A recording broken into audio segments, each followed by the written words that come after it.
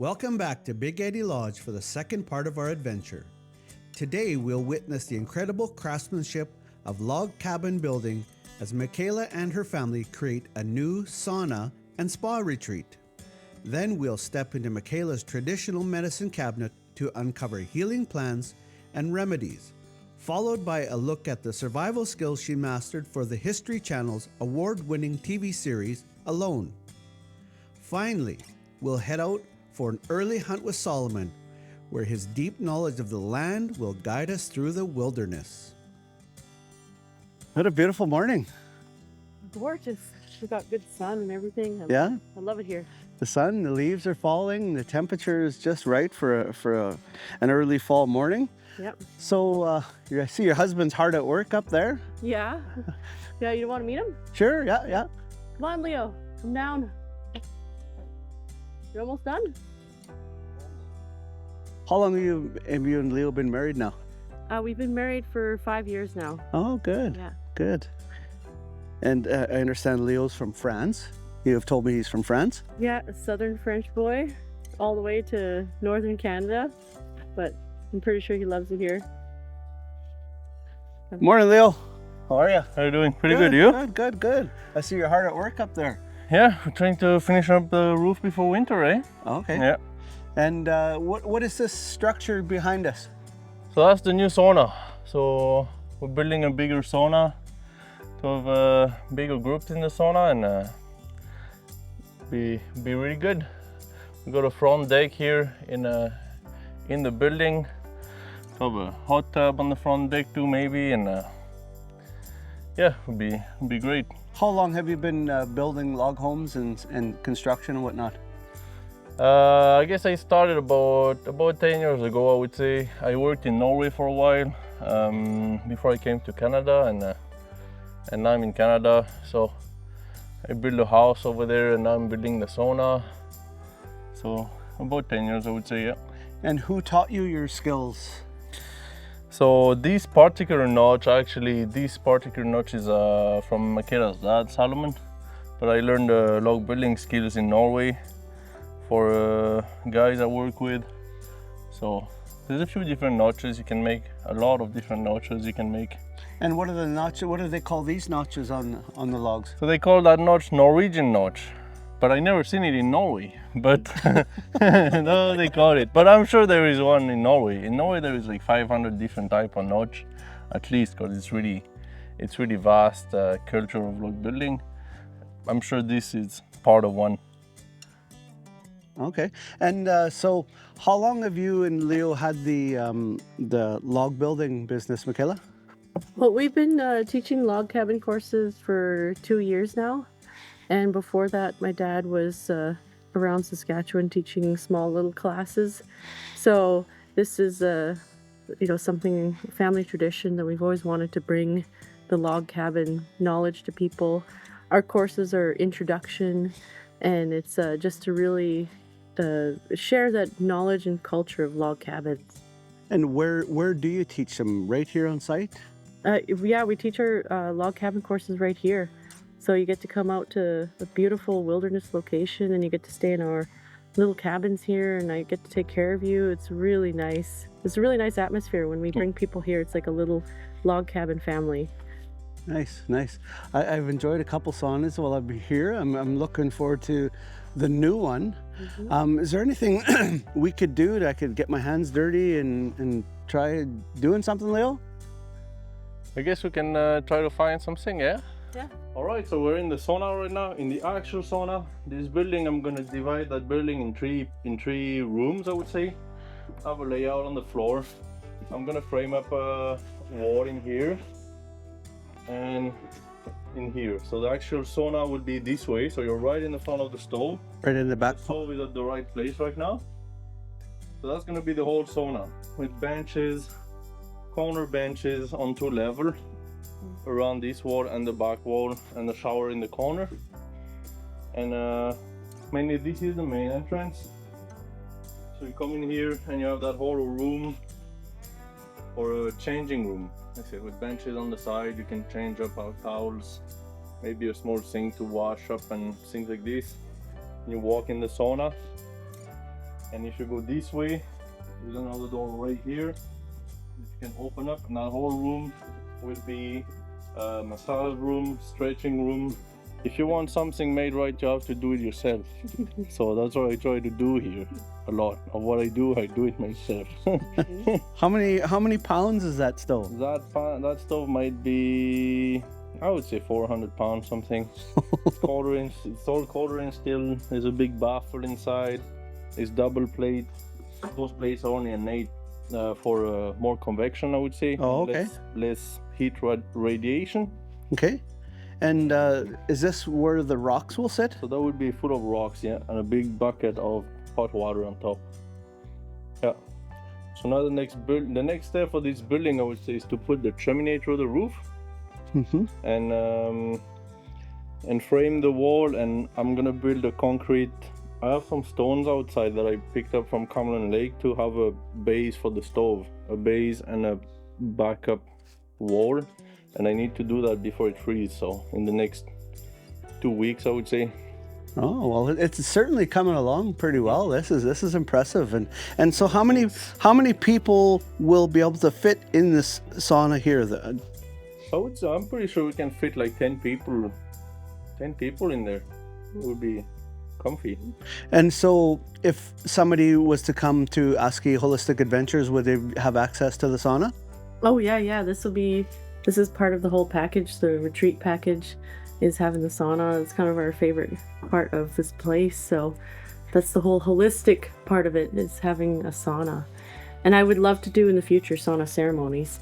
So we're all in here together, and there's all these different like sauna ceremonies kind of adjacent to sweat lodges where we are singing, and there's music, and there's plant medicine. So those are what I'm really looking forward to. This is beautiful. Thank you for the tour. Yeah, you're welcome. Do you want to get back to work? Sure do want to get back to work every day, all the time. Well, I don't want to hold you up in case you had something else to do. No, we did.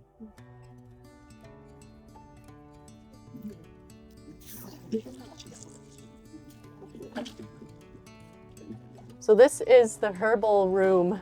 This is where I gather all of my herbal medicines, and I dry, organize, and put everything into nice jars. Yeah, so ta-da! Oh, that aroma as soon as you opened the door was amazing. Yeah. So some of the things like I have here these are my jars of bear grease. So every time that we hunt a bear, I collect all the bear grease, and bear grease is really good for your skin, and really good for your hair. It's good for ceremonies, like for putting on your skin while you're praying. So that's stuff that I like to give away. So I don't know if you ever like bear grease, but here you go. Oh, here's a jar. Thank you. Thank you very much. I appreciate that. Yeah. So that'll be good stuff for you. I've heard about bear grease, but I've never actually seen it before. Really? Yeah. Okay, well there's your first bear grease. Oh, this is amazing. And you can use it for all sorts of things. You can use it for cooking if you need it, but the main use is medicine too. So, yeah. Okay. What else can you show me in here? Well, I've got this rat root right here. So we were talking about that earlier, the rat root. So that's a popular medicine around here. It grows in the wetlands. It's a root just way deep under the water. And it's a very good medicine if you have a cough or cold or some bad arthritis. And I've also heard that the powwow singers or public speakers really like to use this because it actually really soothes your throat. So I like to chew a little piece of it for medicine. So I just chew it and then Can I try some? I swallow the juices. So warning about rat root, very strong flavor. Some people love it, some people hate it. So let's see which some people you are. Sure. Do I chew it? Just chew it, yeah. And then swallow the juices.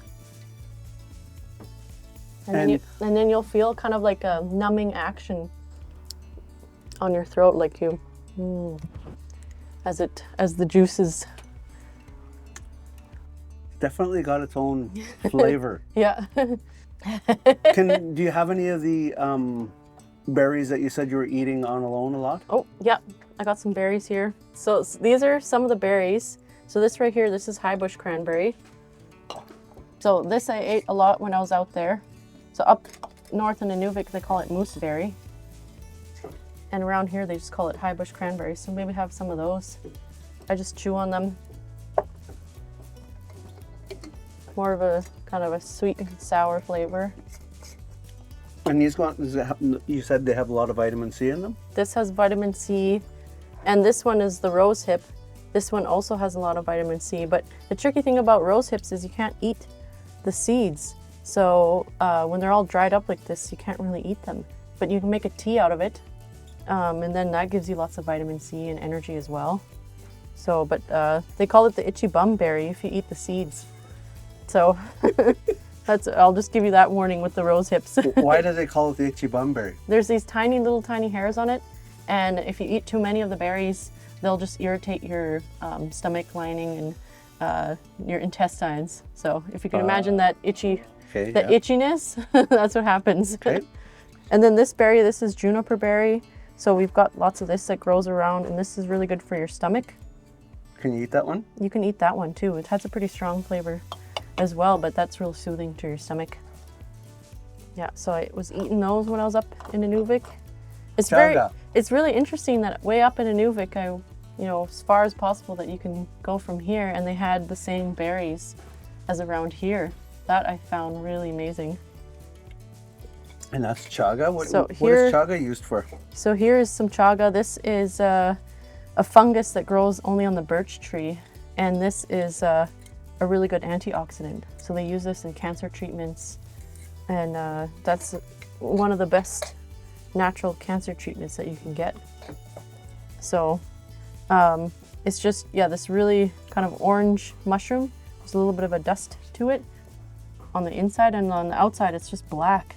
And you'll see it growing on the birch trees as like a big black lump. Oh, okay. Kind of almost looks like a mushroom sort of growing. Yeah. Oh, okay. Yeah, and it's really solid. So they just grind it up and you make that into a tea and you drink that every day. And you can use it as preventative or for treating different cancers or different, just keeping yourself healthy. Yeah, there you go. Is there something in here that you would never find in the city? There's a lot of things in here you'd never find in the city because... or something that's rare? This one is a little more rare. So this right here, this is the pitcher plant. So in the muskeg, this grows all over the place. And it's a carnivorous plant. And I'll show you, it's a very unique style of plant. Ancient medicine that was used back in the day for, used for kidney and bladder. So this is really good for your kidneys. But as you can see on the inside, this is all dried up. This one's a really good one, actually. We'll use that one. So on the inside here, so the plants are growing like this, and a fly will come here and will land inside and then fall down into there's a little bit of water and juices in here. And then the plant will digest it and eat the bugs. And that's how it grows and gets its nutrients. And you see all these little hairs on the inside? Like little hairs. Those little hairs will prevent the flies from climbing up and they get trapped in there. So it's a carnivorous plant. It's very unique to the delta and to the swampy areas. But it's a rare medicine. But this, I don't really pick them that often because they are so rare, but I just have it as part of the collection. Okay, so the next thing I wanted to show you was fire making. And in here I have a whole bunch of birch bark. So I have a bunch of birch bark all ready to go, and this is what you need to make a fire. So you want to go make some? Yeah, let's go make a fire. Okay.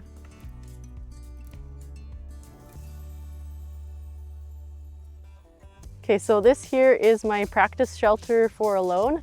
And this is actually about the size of shelter that I built when I was out there in Nunavut, because all the trees were about like this, about this small. So I was just practicing with the same materials that I'd have out there and trying to make a really small, efficient shelter that would keep heat, but also that I could stand up in so that I could stretch out once in a while. So come on in. How long did this shelter take you to build? This shelter took me about a day to build. I was just chop, chop, chop, saw, saw, saw. Yeah. So you takes quite a day. harvested all these trees from the woods and then made a shelter out of them? Yeah. Yep. So just chopped them all down, and then this is just a hand saw. So it was one of my tools. And then I had an axe. And then I had some snare wire. So that's what I used to lash it all together. And it's actually super solid. And so what did you use to cover the cracks on alone? When I was in Inuvik, I used moss and I stuffed it in all the cracks, and then spruce boughs, and I covered the whole thing in spruce boughs. So for extra warmth. Did that provide good insulation? Yeah, my shelter was really warm. Are we gonna go and start inside and start a fire? Yeah, let's come on in. Okay. And you fit in. So I have gone and prepared, actually first, this is birch bark. So we got lots of birch bark in the forest, and there was lots of birch bark in Inuvik. It's the bark of the birch tree, and it's very papery, and it has a lot of layers. And inside of each of those layers is this flammable resin material. And when you apply sparks to it, it can create your fire. So that's why birch bark is the best resource, not only for making containers and for paper, for birch bark canoes, but for fire. This is like the best fire resource we got. But in order to get my fire going, what I need is a fine material to keep the spark going. It's real windy here. So this is my little fire kit right here. So this is one of the things that I took with me on alone, and I take with me everywhere. So this is my ferro rod, or my ferrocium rod. So this is just a rod of soft metals made out of like magnesium and iron. And then I have my steel right here. And when I strike them together, it's a shower of sparks. Oh, that creates a lot of sparks. You think I could give it a try with that ferro rod? You could give it a try with this. Okay. So now, feel the heat. Yeah, instantly. That's within seconds. And then you can feel like inside the cabin, gets nice and warm in there. So there you go, that's my little fire. So no matter what happens, if you fall through the ice or if you get caught in a rainstorm, you'll still always throw a spark. That's why I like it. You're not gonna get wet matches. Ah, a ferro rod. Yeah, so this edge here, it has an edge, so you'll work it, but you'll find out what throws sparks, which doesn't. And I like to put my ferro rod right into so it has a good base.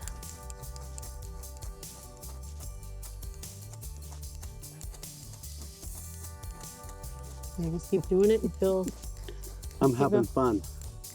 you'll keep going, keep going. If you're ever stuck and struggling with your fire, you just take your knife on the birch bark and scrape like this. And what's that doing? So that's making the birch bark dust, like real small. So when a spark catches it, it's more likely to catch. Sometimes these big pieces aren't as effective. So am I going to try the ferro rod on there first? Yeah, I'm gonna make you a nice chunk. Being an urban Métis, I appreciate all the help I can get because I don't claim to be any sort of bushman. So put your rod right there. Yep.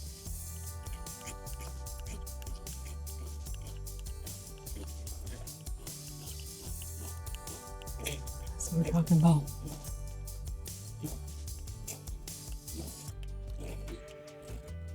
Oh, you got it. You got it. You got it.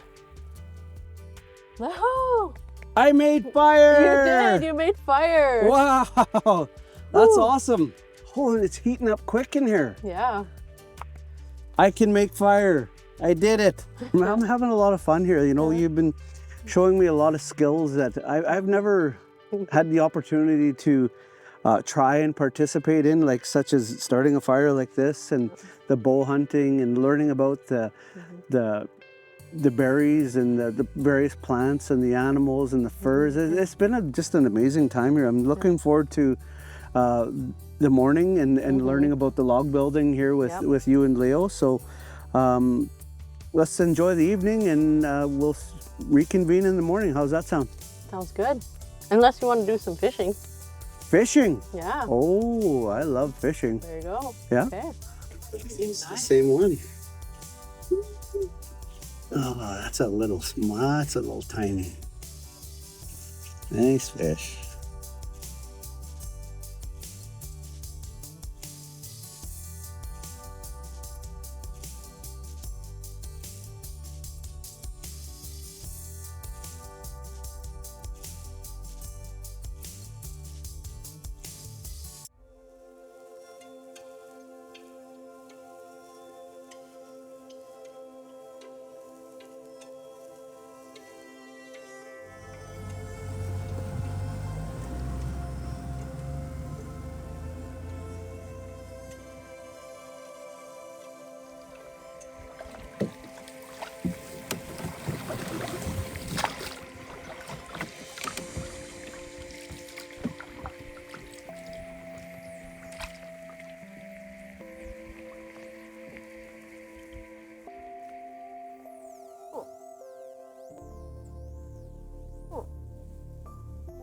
It's neat how Solomon is using his paddle to try and lure in another bull moose. He's been grunting the whole time this morning while he was paddling. So he would grunt and listen. So now I'm assuming he's going to rattle those bushes and then listen again.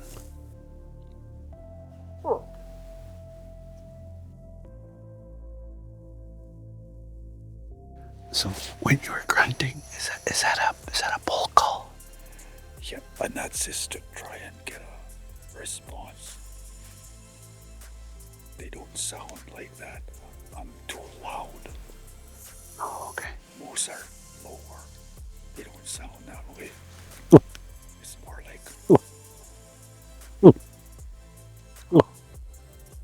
But their sound carries a long ways. Yeah, I noticed that when you were grunting, that sound carried cleared in the trees for a long ways. So when I'm calling,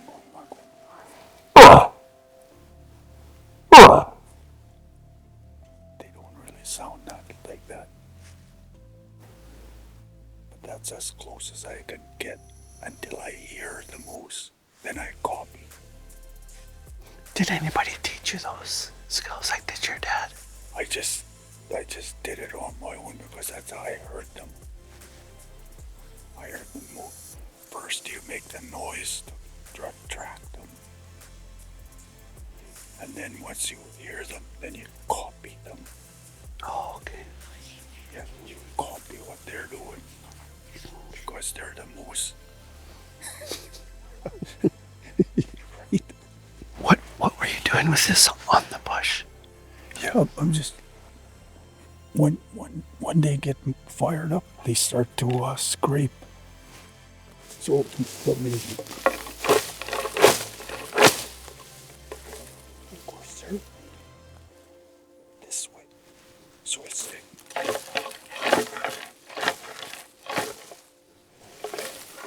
Of course, they can't go like that.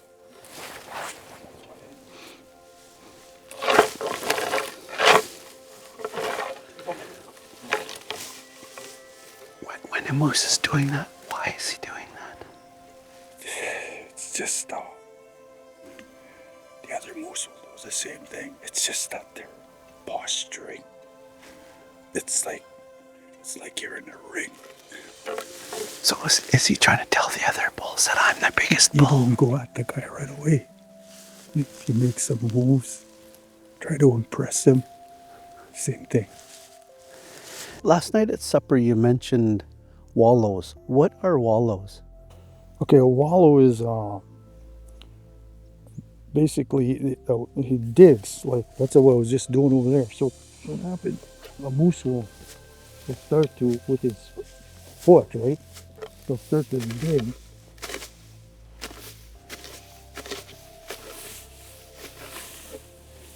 And then you'll just dig that ground.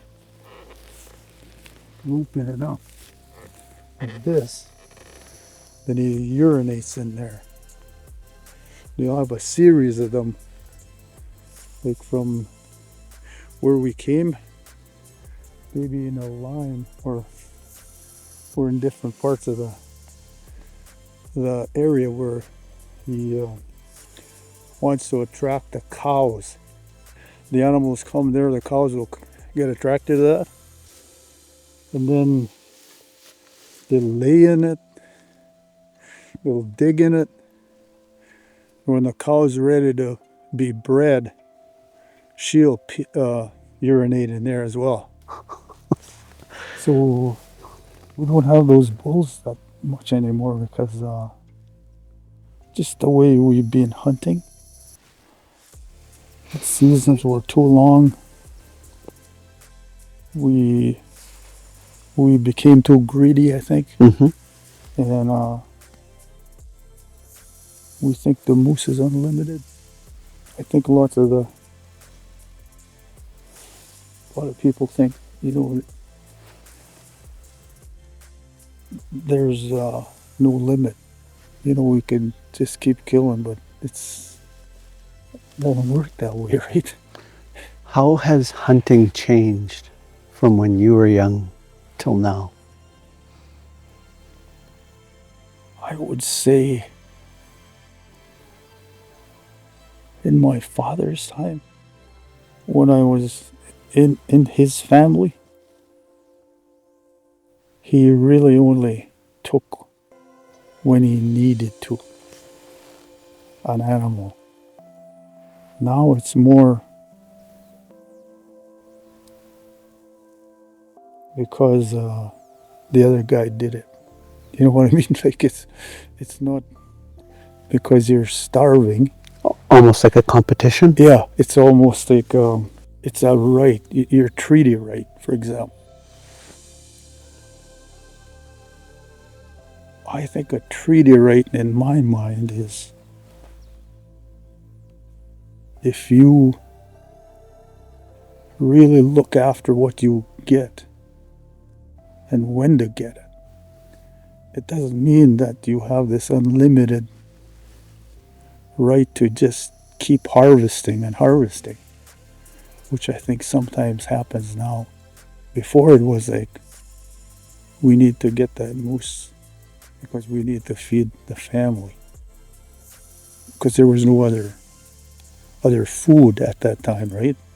Now we have a bit more options, and I think sometimes we just need to step back if we really need that moose. Well, we didn't have much luck here our first morning. Yeah. What are we going to do now? So I guess we'll make our way back and go eat something.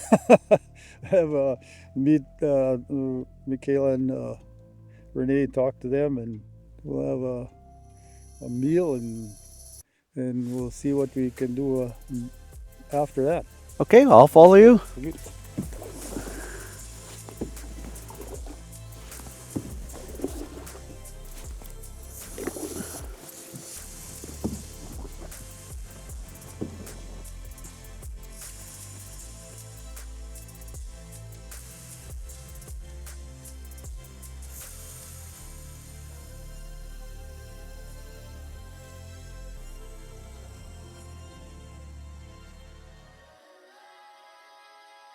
Okay, so we talked a little bit the other day about paddling, and you've had a couple days to think about my question that I asked you about what has paddling done for Solomon Carriere?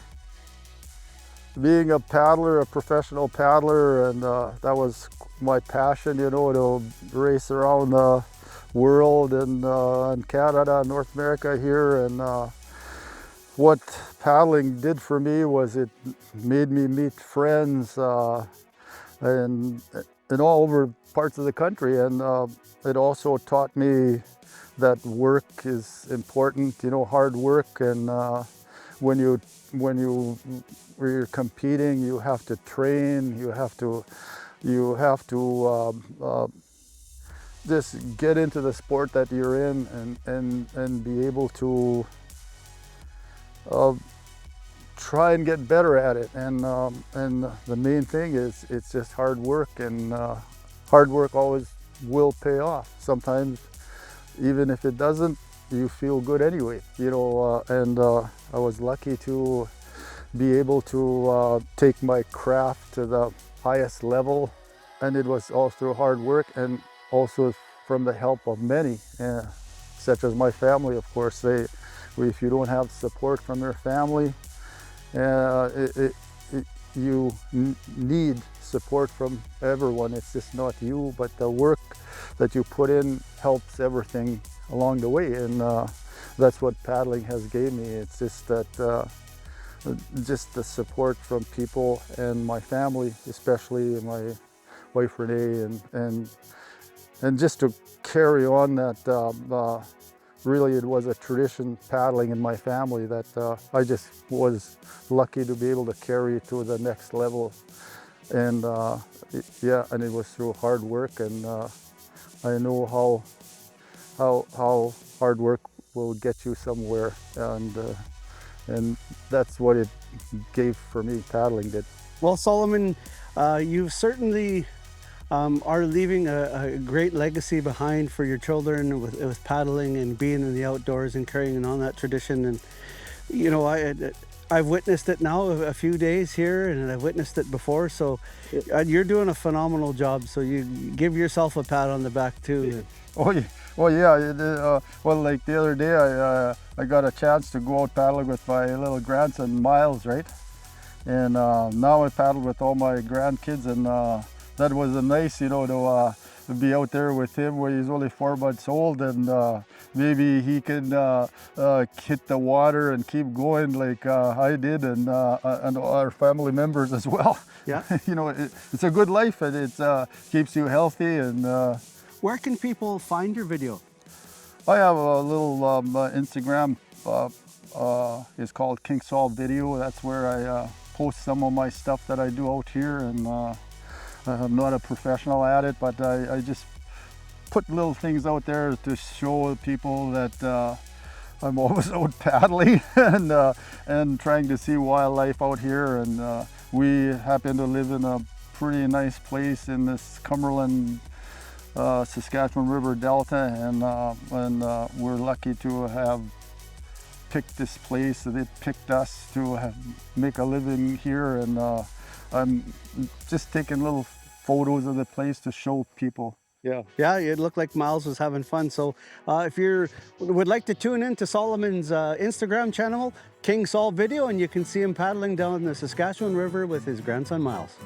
As we wrap up this incredible journey with the Carriere family, we've uncovered so much about Métis heritage, culture, and resilience. From Michaela's natural medicine and fire-building wisdom to Solomon's deep connection to the land through hunting, these stories remind us of the strength in tradition and the importance of passing it on. Thank you for joining me as we celebrate Métis ways of life. Until next time, let's keep exploring, learning, and honoring the stories that connect us all.